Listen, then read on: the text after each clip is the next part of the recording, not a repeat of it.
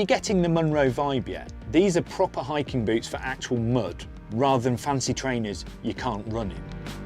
But all of this focus is useless if the Munro can't actually cut it off-road, or in the kind of situations in which owners will expect it to perform.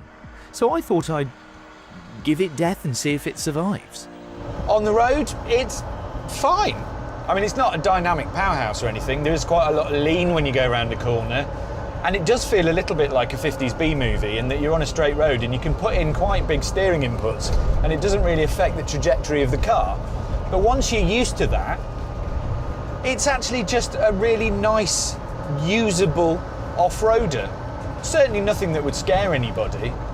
It's got 280 brake horsepower and about 500 pounds-feet of torque, so it's quick enough.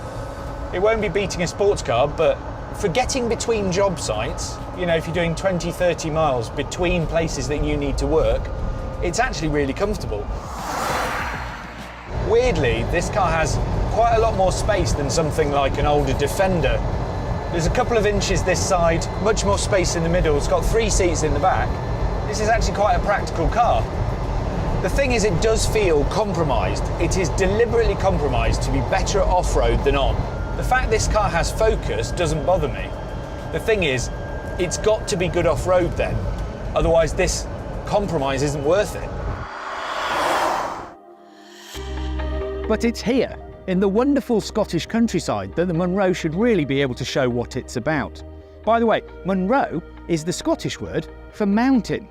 So all of this is very appropriate. The old fear of water and electricity. Well, the Munro has an in-house made LFP battery that's actually in 3 modules that are slung between the chassis rails in the back of the car, quite low to keep the centre of gravity down.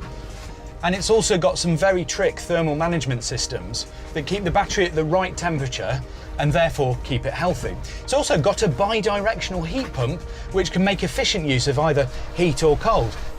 So let's face it, keeping it waterproof shouldn't really be that much of a problem.